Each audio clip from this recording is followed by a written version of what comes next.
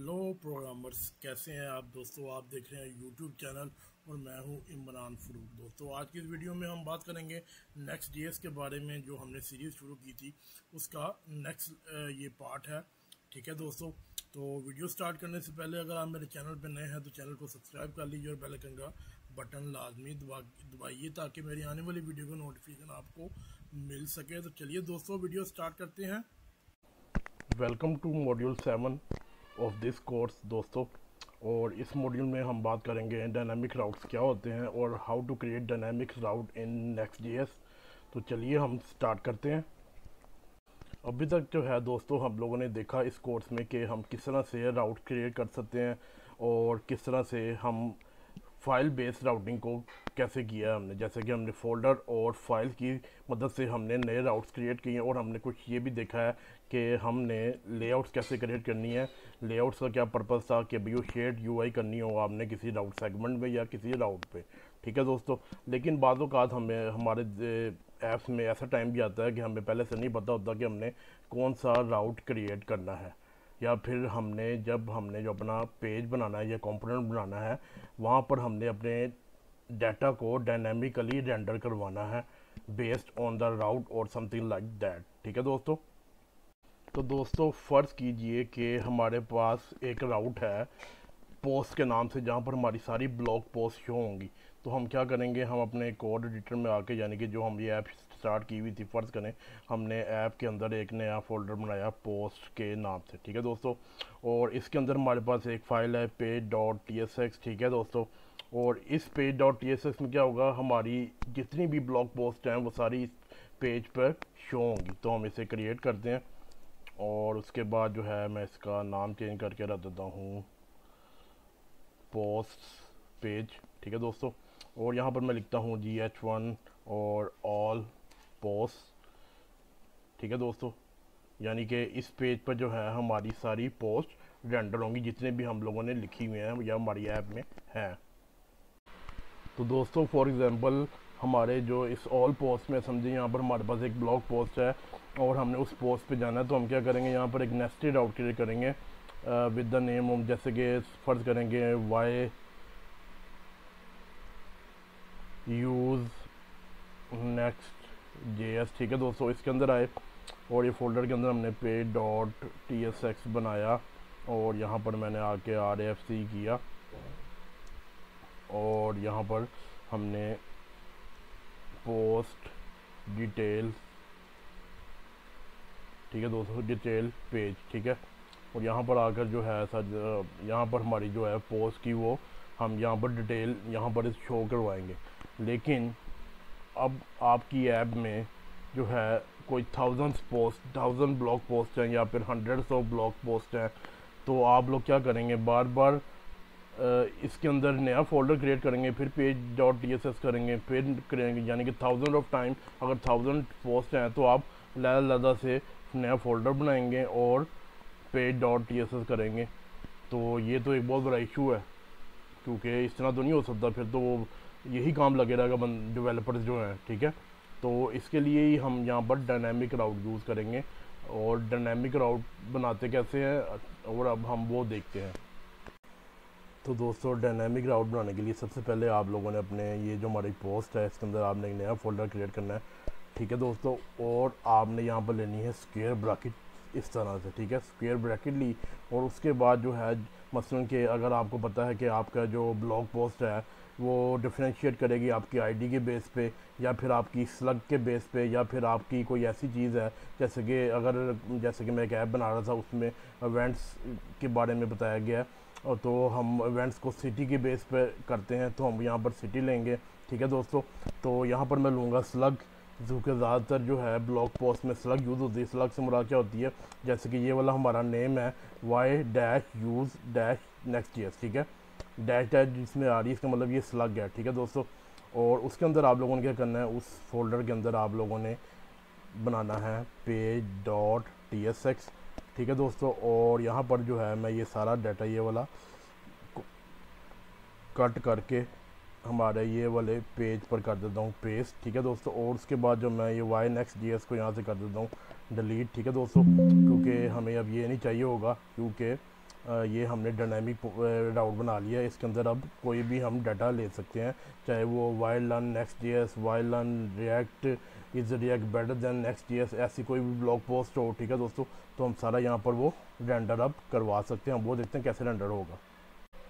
तो दोस्तों अब ये सवाल पैदा होता है कि हमें कैसे पता लगेगा कि हम कौन सी ब्लॉग पोस्ट पे हैं या उस ब्लॉग पोस्ट की स्लग कौन सी है, क्योंकि जब भी आपने डायनामिक राउट रेंडर करवाना होता है तो आपने बिहाइंड द सीन या तो आप किसी डाटाबेस से डाटा फेच कर रहे होते हैं बेस ऑन दैट स्लग, ठीक है दोस्तों। और अगर हमें स्लग ही नहीं पता होगी तो फिर हम डाटा कैसे पेश करेंगे, क्योंकि ये पेज तो है डायनामिक हमारा, ये डायनामिकली रेंडर करेगा, यहाँ पर वैल्यूज़ हमेशा चेंज होती रहेंगी, ठीक है दोस्तों। तो उसके लिए जो है out of the box next JS ने आपको एक स्पेशल प्रॉप प्रोवाइड किया जिसका नाम है प्रैम्प्स, जो कि आपको ऑटोमेटिकली यहाँ पर आप जब एक ऑब्जेक्ट के ज़रिए प्रैम्प को करेंगे डीस्ट्रक्चर, और डीस्ट्रक्चर करने के बाद मैं यहाँ करता हूँ कौनसल लॉग प्रैम्प्स, ठीक है दोस्तों। और यहाँ से हम एक फ़र्ज़ किया किसी ब्लॉग पोस्ट पे जाते हैं, जैसे कि स्लैश पोस्ट, ठीक है जी, स्लैश वाई नेक्स्ट जेएस, ठीक है, और मैं इसे एंटर करता हूँ। और जैसे ही हमारा राउट क्रिएट होगा तो यहाँ पर हमारी स्लग आ जाएगी। लेकिन अब स्लग हमें कहाँ मिलेगी, अगर मैं यहाँ पर जाके चेक करूँगा तो यहाँ पर हमारे पास कौन सा लॉग में कुछ नहीं आया। तो ये क्यों हुआ है? ये इसलिए हुआ जैसे कि मैंने आपको बताया, by default any route, any page, any layout, any component in Next.js 14 app router is a React server component। तो हमें जो है इसलिए क्योंकि ये कंसोल लॉग हमारी ये जो हमारा ये पेज है ये बेसिकली सर्वर साइड रेंडर हो रहा है, इसलिए हमारी जो है ये स्लग का डाटा कंसोल लॉग ये हमारे यहाँ पर आएगा जो हमारा टर्मिनल है, क्योंकि ये Node.js पे रन कर रहा है, ठीक है। ये देखिए यहाँ पर शो कर रहा है स्लग वाई Next.js, ठीक है दोस्तों। तो हमने यहाँ से अपना डाटा गेट कर लिया, आपको पता लग गया कि किस तरीके से हम अपने डाटा को गेट कर सकते हैं, और उस तरीके का नाम क्या है, वो है प्रैम्प्स, जो कि एक प्रॉप है, स्पेशल प्रॉप है जिसे हमें Next.js ने by default out of the box दिया है, ठीक है दोस्तों।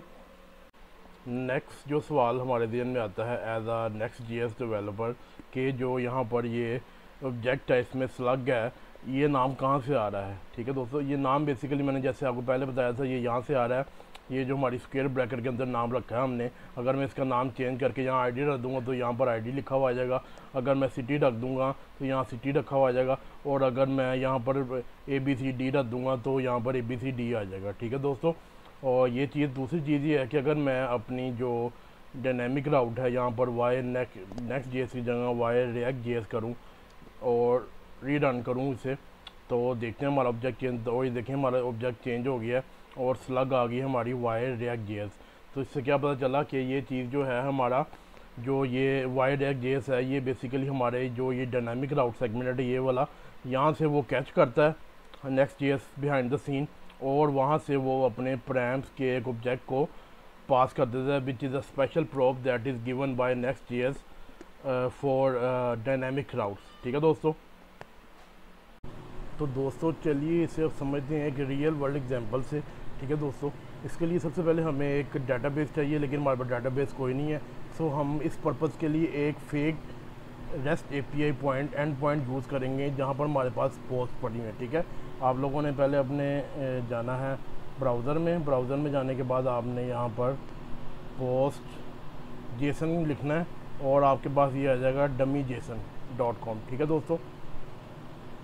और जैसे ये आता है और ये आ गया, ठीक है दोस्तों। अब जो है सबसे पहले जो है हमने अपने जो पोस्ट का मेन पेज है वहाँ पर सारी पोस्ट को रेंडर करवाना है, जैसे कि यहाँ पर आ रहा है शो कि जैसे ही हम इसे करेंगे तो हमारे पास वो ये पोस्ट आ जाएंगी, ठीक है दोस्तों। और उसके बाद जो है आगे देखते हैं, ठीक है। तो सबसे पहले जो है हम अपने मेन जो है हमारा पोस्ट का जो होम पेज है ऑल पोस्ट आ गई यहाँ पर, और उसके बाद जो है यहाँ पर हम जो है एक फंक्शन बना लेते हैं const get post, ठीक है दोस्तों। और यहाँ पर ये हमारा async फंक्शन होगा क्योंकि हमने एक API से डाटा फैच करना है, सो यहाँ पर ये आ गया, ठीक है दोस्तों। उसके बाद जो है आप लोगों ने const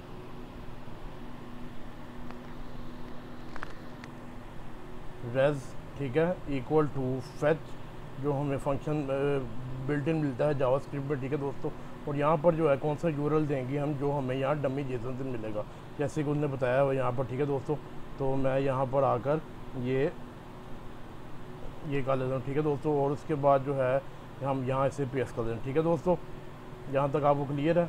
और उसके बाद जो है हम लोगों ने यहाँ पर अवेट कराना है, क्योंकि इसको ये प्रॉमिस है, इसे सॉल्व होने में, इसका रिज़ल्ट आने में टाइम लगता है, ठीक है दोस्तों। तो ये करा लिया। उसके बाद जो है हम क्या करेंगे, const data equal to await और रेस डॉट जेसन, हमने इसे जेसन में कन्वर्ट करना है, ठीक है दोस्तों। और उसके बाद जो है हमें जो डाटा मिलेगा, हमें क्या इसका रिस्पॉन्स मिलेगा, हमें मिलेगा एक ऑब्जेक्ट है, उसके अंदर हमारी अरे और पोस्ट ऑफ अरे है, ठीक है दोस्तों। तो हम लोग क्या करते हैं, यहाँ पर आकर जो है हम करते हैं रिटर्न डाटा डॉट पोस्ट, ठीक है दोस्तों। इस तरह से हमें ये डाटा मिल जाएगा यहाँ पर, ठीक है दोस्तों।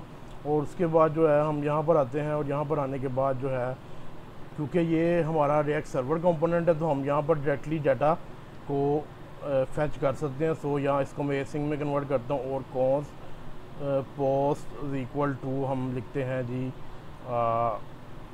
गेट पोस्ट, और यहाँ पर जो है हमने इसे अवेट करवा कर, ठीक है दोस्तों। और यहाँ पर अब सबसे पहले हम देखते हैं क्या हमें कोई डाटा शो हो रहा है। तो मैं यहाँ पर कौनसल लॉक करवाता हूँ पोस्ट को, और सेव करता हूँ।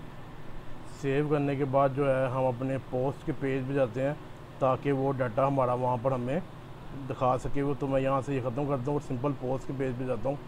एंड जैसे ये देखें ऑल पोस्ट लिखा हुआ आ रहा है, लेकिन अब हमने जो है देखना है हमें डाटा। और ये देखें यहाँ डाटा सारा हमारा आ चुका है। बेसिकली यहाँ पर 30 पोस्ट हैं, ठीक है दोस्तों, ठीक है। ये डाटा हमारा आ गया है। अब जो है हमने यहाँ पर इसको करना है मैप।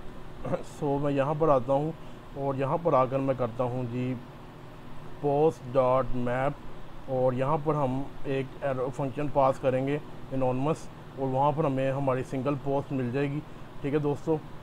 यहाँ पर टाइप का एरर दे रहा है, और टाइप आप मैं नहीं करने फ़िलहाल के लिए, क्योंकि ये टाइपस्क्रिप्ट का कोर्स नहीं है, ठीक है। और यहाँ पर जो है मैं रिटर्न करना चाह रहा हूँ एक H1, बल्कि मैं यहाँ पर एक H1 नहीं बल्कि लिस्ट की फॉर्म में ले लेते हैं हम, ठीक है दोस्तों।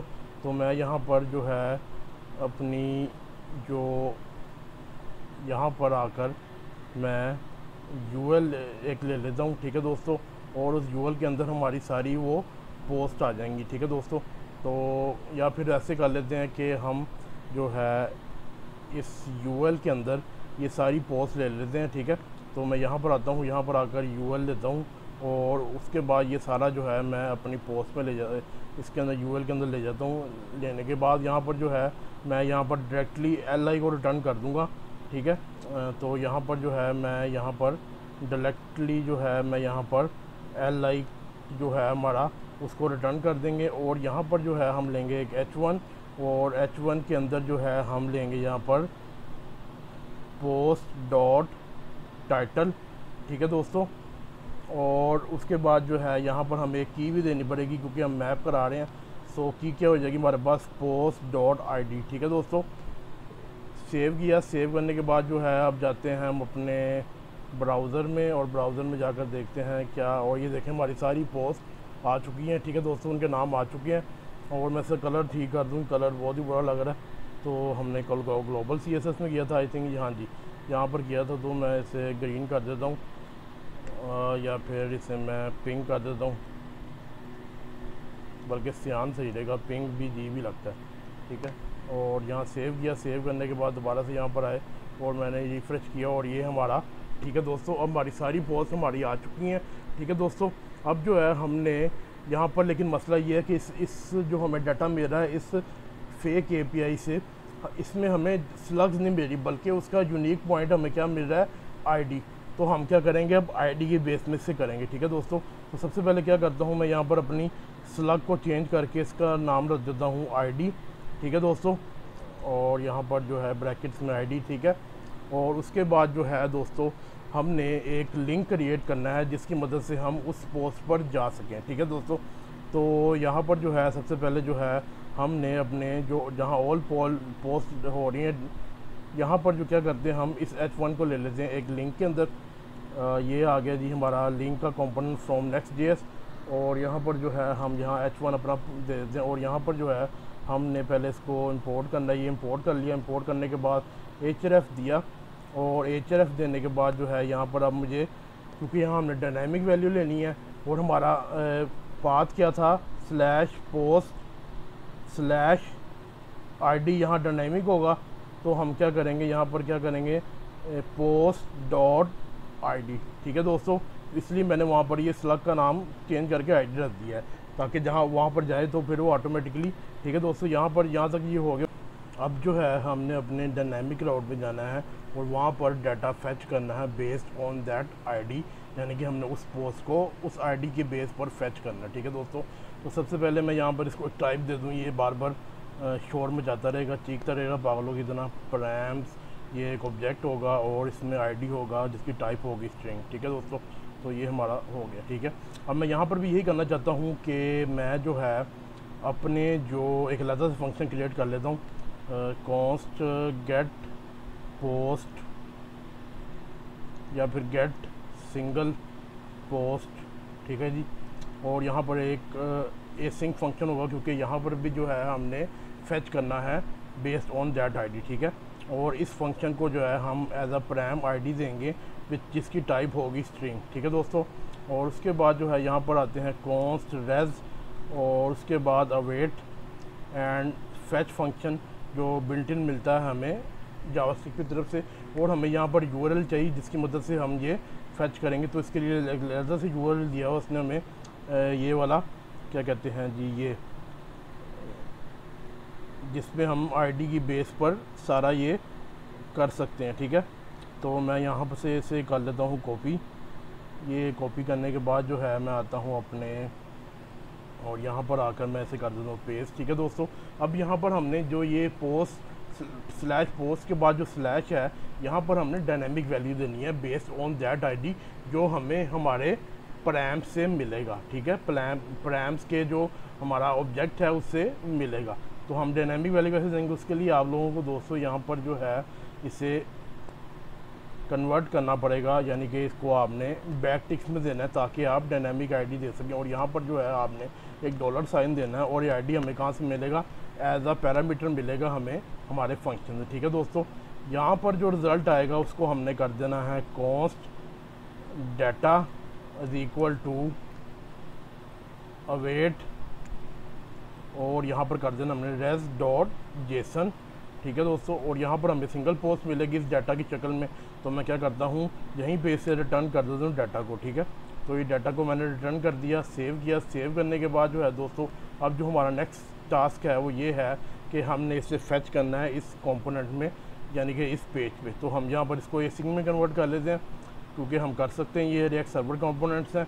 एंड यहाँ पर आकर मैं सिंगल पोस्ट लेता हूँ, const post is equal to await, and यहाँ पर हम गेट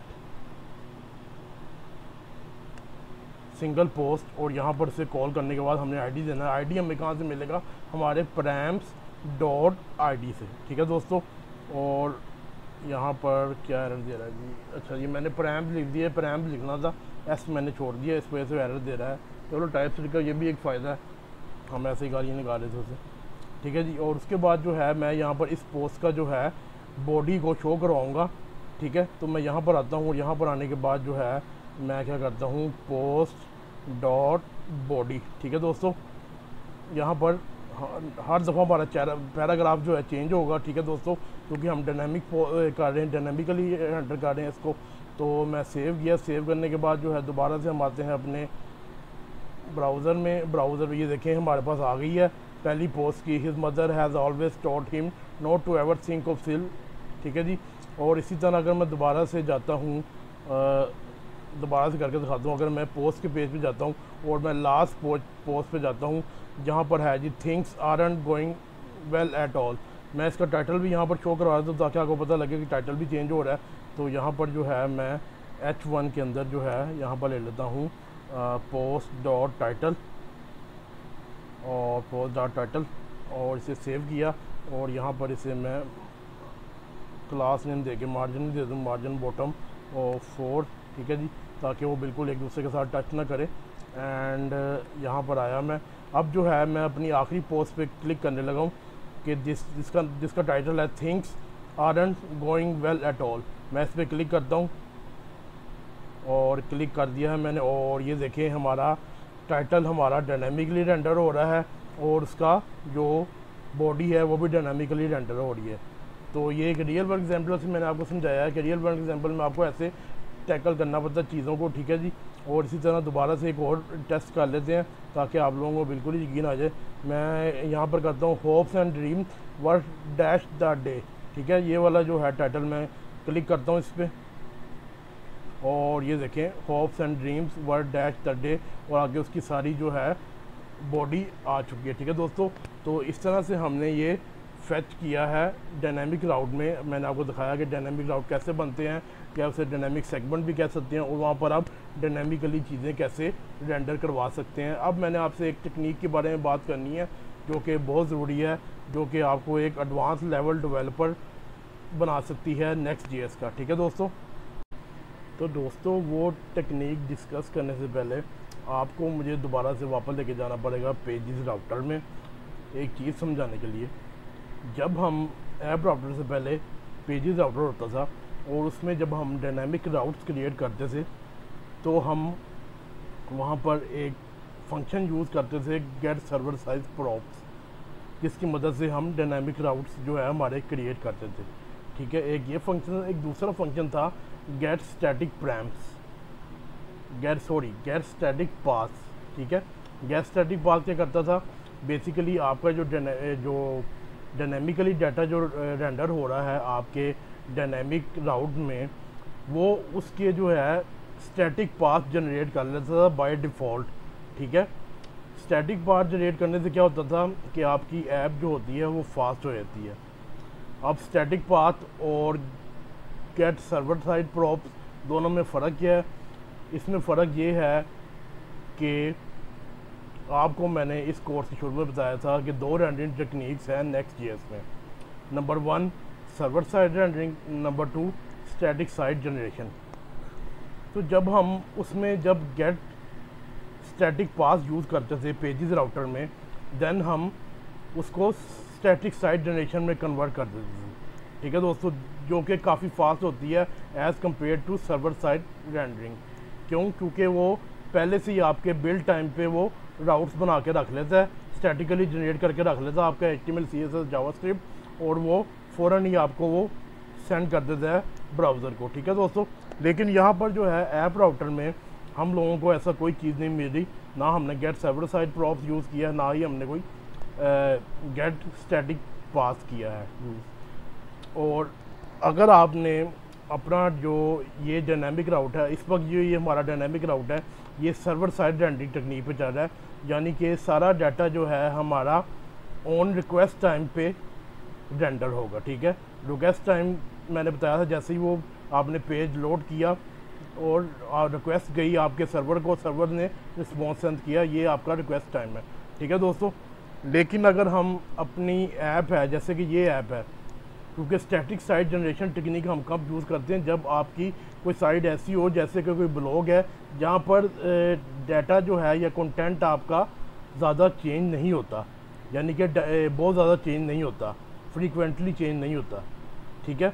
अब हमने जो इसमें एग्जांपल लिया है, ये बेसिकली एक पोस्ट है, और हम इसके ये मिसाल लेके चल रहे हैं कि ये एक ब्लॉग है, ब्लॉग की साइट है, और जहाँ पर मुख्तलिफ पोस्ट हैं। तो अब हम इसमें कैसे इसको स्टैटिकली जनरेट करेंगे? तो उसको स्टैटिकली जनरेट करने के लिए हमें एक फंक्शन दिया गया है नेक्स्ट.js की तरफ से, जनरेट स्टैटिक प्रैम्स फंक्शन, ठीक है जी। और ये क्या करता है, ये आपकी स्टैटिकली जनरेट कर लेता है राउट्स को एट बिल्ड टाइम, ना कि रिक्वेस्ट टाइम, ठीक है। यानी कि फिर ये क्या हो गया, यहाँ पर ये क्या रनिंग हो जाएगी हमारी स्टैटिक साइड जनरेशन, क्योंकि अब ये हमारी ब्लॉग ऐप है, तो हम इसे स्टैटिकली रेंडर करवाना चाहते हैं, स्टैटिकली साइड जनरेशन करवाना चाहते हैं। तो हम कैसे करेंगे? हमारा ये फंक्शन है, ये में से कॉपी, इसको हमने एक्सपोर्ट करना है अपने डायनामिक राउट में, और मैं आता हूँ यहाँ पर डायनामिक राउट में। हमारा डायनामिक राउट ये है, और यहाँ पर जो है मैं इसके ऊपर यहाँ पर ये कर दे, ठीक है दोस्तों। उसके बाद जो है यहाँ पर हमने पोस्ट गेट्स करनी है और यहाँ पर उसने स्लग दिया हुआ, लेकिन हम आईडी को लेके चलेंगे। हमें पता 30 आईडीज़ हैं हमारी और हमने उसकी बेस पे करना है, ठीक है। तो मैं क्या करता हूँ, यहाँ पर जो है हमने गेट ऑल पोस्ट का जो बनाया था फंक्शन, उसको मैं कर देता हूँ एक्सपोर्ट, ताकि हम वहाँ पर सारी पोस्ट हासिल कर सकें और उसकी मदद से हम स्टैटिक साइट जनरेशन को इम्प्लीमेंट कर सकें। ये मैंने कर दिया। उसके बाद जो है यहाँ पर मैंने पोस्ट हमें कहाँ से मिलेगी, पोस्ट हमें मिलेगी हमारे फंक्शन से, कौन सा वाला, गेट पोस्ट, ठीक है दोस्तों। यहाँ से हमें ये मिल जाएगी। और उसके बाद जो है यहाँ पर जो है हमने अपनी पोस्ट को क्या करना है, यहाँ पर हमने आईडी देना है और यहाँ पर देना है पोस्ट डॉट आईडी। इससे क्या होगा, ये हमारी जो है जितने भी आईडीज़ है उसकी बेस पर सारे से हमारे राउट्स जो है स्टैटिकली जनरेट करके रख लेगा और ये काफ़ी फास्ट हो जाएंगे, क्योंकि ये पहले से बिल्ड टाइम पे उसने बना के रख लिए हुए हैं। वो फ़ौरन से आपको फैच करके आपको सेंड कर देगा आपके क्लाइंट को, ठीक है दोस्तों। तो ये फंक्शन मैंने यहाँ पर, आपने जब भी करेंगे जनरेट स्टैटिक पैरामीटर्स, वो automatically Next.js behind the scene इसको कैच करेगी और आपके लिए स्टैटिक साइट जनरेशन की सारी सहूलतें फराहम कर देगी। ये टेक्निक थी जो मैं आपको बहुत बताना चाहता था। ये बहुत ज़रूरी है कि अक्सर सवाल पूछ लेते हैं आपके Next.js के जो एडवांस लेवल के जब इंटरव्यू हो रहे होते हैं, तो मैंने सोचा कि आप लोगों को बताएं। ये ज़्यादातर कोर्सेज़ में कोई नहीं बताता, ये ज़्यादातर पेड कोर्सेज़ में चीज़ें बताई जाती हैं, बट मेरा मकसद यही था कि आपको प्रीमियम पेड कोर्स के ज़रिए ये यूट्यूब पे दिया जाए, ठीक है दोस्तों। अब मैं आपसे इस मॉड्यूल के लास्ट टॉपिक के बारे में बात करना चाहता हूँ। तो चलिए हम चलते हैं अपने ब्राउज़र में और मैं आपको जाके वहाँ पर दिखाता हूँ कौन सा टॉपिक है वो। इस टॉपिक का नाम है कैच ऑल सेगमेंट्स। ये बेसिकली है क्या कि फ़र्ज़ करें आपकी कोई ऐप है, जैसे कि यहाँ पर दिया हुआ /shop/clothes/tops, ठीक है। यानी कि शॉप के बाद क्लॉथ आए और क्लॉथ के बाद टॉप्स आए, यानी कि यहाँ पर आपके मल्टीपल राउट सेगमेंट आ गए हैं, ठीक है। एक राउट सेगमेंट नहीं बल्कि मल्टीपल राउट सेगमेंट आ गया है। अब इनको आप कैसे कैच करेंगे, उस कैच करने का तरीका ये है कि आप उसे स्क्वायर ब्रैकेट में लेंगे और उस फोल्डर नेम से पहले आप 3 डॉट्स ले लेंगे, जिसे एलिप्सिस भी कहते हैं, ठीक है दोस्तों।